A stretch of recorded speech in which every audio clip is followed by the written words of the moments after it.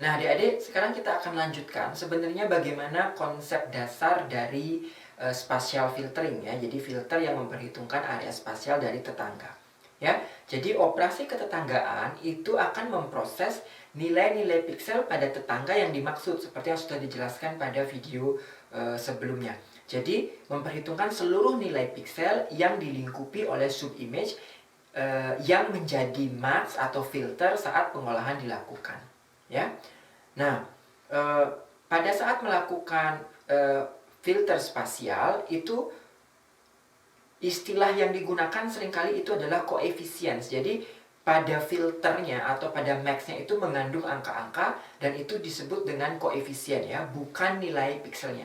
Nilai pikselnya tetap berada pada citra digital yang sedang kita olah. Sementara max yang berjalan-jalan untuk mengunjungi masing-masing piksel yang ada pada citra digital itu disebut memiliki koefisien. Ya, jadi spatial filtering itu adalah melakukan operasi filtering dengan memperhatikan tetangga spasial yang langsung pada piksel-piksel citra yang sedang kita olah. Nah, coba diperhatikan gambar berikut ini. Jadi ini adalah bagaimana proses spatial filtering, ya. Jadi adik-adik akan memiliki sebuah max atau filter, ya. Kemudian di dalamnya berisi koefisien seperti gambar yang di kiri bawah, yang di kanan bawah itu adalah 3x3. Jadi sebuah filter dengan 9 buah koefisien. Nah, filter ini akan bergerak di atas seluruh piksel pada citra yang sedang kita olah dan setiap saat dia akan menemukan padanan tetangga piksel berukuran 3x3 pada citra digital yang sedang dilingkupinya. Nah, pada setiap lokasi filter itu berada, maka titik pusat dari area citra yang dilingkupi pada posisi X, Y akan menerima hasil pengolahan dari filter pada lokasi tersebut.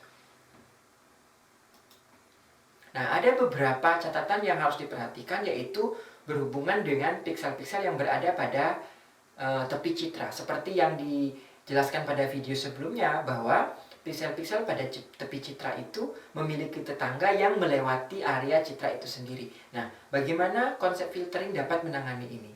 Ya, jadi masalah yang terjadi adalah ketika kita memiliki filter berukuran n kali n, kemudian kita sedang memproses piksel-piksel yang kebetulan ada mendekati di tepi-tepi citra, maka setidaknya satu tepi dari max atau filter yang sedang kita jalankan itu akan berada di luar dari citra yang sedang kita olah ketika titik pusat max itu berada pada jarak n kurang 1 dibagi 2 piksel dari tepi citra. Contohnya kalau misalkan filter kita berukuran 3x3, maka n adalah 3, 3 kurang 1 dibagi 2 adalah 1 piksel dari tepi citra.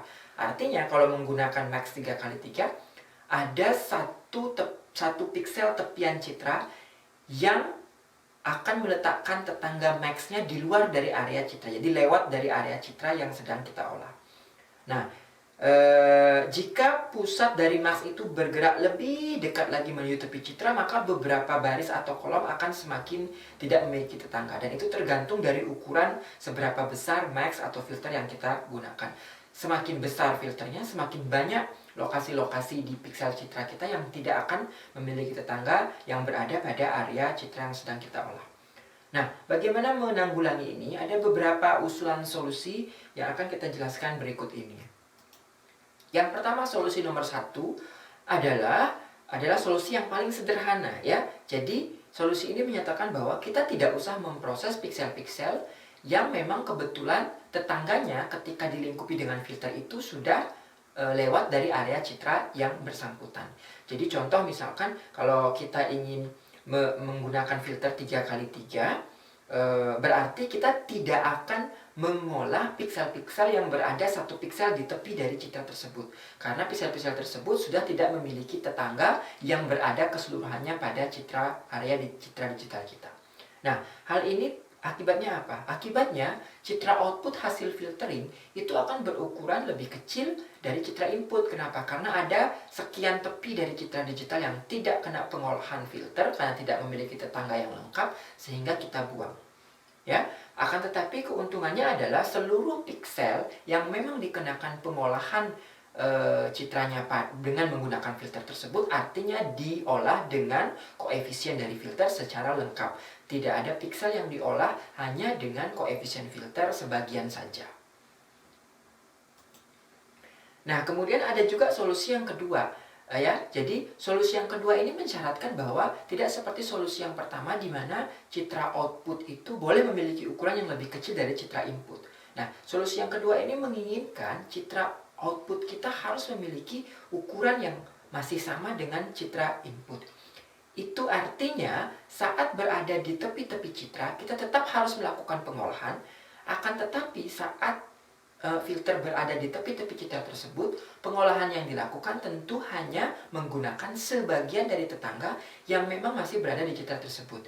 Jadi, contoh perhatikan pada gambar di slide ya. Ketika filter 3x3 kita berada di ujung dari citra, maka hanya 4 tetangga saja yang masih berada di area citra yang berwarna biru. Sementara yang berwarna kuning itu dianggap tidak ada. Itu artinya piksel pada posisi XY pada gambar tersebut hanya diolah dengan menggunakan tetangga X-1, Y, X-1, Y tambah 1, dan X, Y tambah 1. Sementara 5 tetangga yang berada di area kuning dianggap tidak dikelola. Ya. Nah, ini yang menyebabkan kekurangannya, sehingga ada sebagian piksel pada citra kita yang dikelola dengan koefisien filter yang lengkap, sementara pada bagian-bagian tepi citra sebenarnya piksel-piksel hasil pengolahan itu hanya dikelola dari filter-filter dengan koefisien yang tidak lengkap, jadi hanya yang berada pada area citra tersebut. Akan tetapi dengan konsep ini, output dari citra, ukuran output dari citra ukuran dari citra output itu masih memiliki ukuran yang sama dengan citra input. Nah, ada solusi yang ketiga ya. Solusi yang ketiga ini juga berusaha mempertahankan ukuran citra output sama dengan ukuran citra input, dan juga berusaha untuk memberikan pengolahan citra pada seluruh piksel di citra input kita yang lengkap dengan tetangganya. Jadi tidak ada yang hanya dikelola dengan sebagian tetangga. Nah, solusi yang ketiga ini disebut dengan padding, yaitu konsepnya adalah sebelum citra digital yang asli itu kita kelola dengan filter, maka kita akan menambahkan lapisan tambahan atau lapisan tambahan di sekeliling dari tepi citra digital kita. Seberapa banyak lapisan tambahan yang ditambahkan itu tergantung dari seberapa ukuran dari filter kita ya. Artinya kita harus menambahkan lapisan tambahan di luar citra kita yang cukup untuk bisa memberikan tetangga lengkap saat filter kita berada pada tepi dari citra tersebut ya. Jadi padding ini kita akan menambahkan piksel baru dalam baris dan kolomnya dengan nilai 0 atau kadang-kadang diduplikat dari tepian piksel yang ada di tepi citra yang asli sebelumnya. Nah, dengan cara ini output dari citra pengolahan citra ini akan tetap seukuran dengan ukuran inputnya, karena padding akan membuat seolah-olah citra digital kita di awal sedikit membesar, sehingga ketika nanti dikenakan filter pada area yang memang memiliki tetangga lengkap, maka seolah-olah potongan citranya masih berukuran sebesar ukuran citra input ya. Jadi solusi yang ketiga ini akan menjaga ukuran citra output sama dengan ukuran citra input, dan juga memastikan bahwa pengolahan citra yang dilakukan pada seluruh piksel citranya itu adalah dilakukan dengan konsep pengolahan dengan tetangga yang lengkap. Ya, akan tetapi hati-hati ketika memilih nilai piksel baru sebagai padding, karena akan memberikan efek pada pengolahan-pengolahan di dekat tepinya. Ya, ketika filternya makin besar, itu artinya paddingnya semakin tebal di luar tepi citra, dan sebenarnya padding pixel value pada padding itu kan tidak yang asli ya, jadi ditambahkan begitu saja, maka pengaruhnya akan tampak semakin besar seandainya paddingnya semakin tebal karena filter yang digunakan juga semakin besar.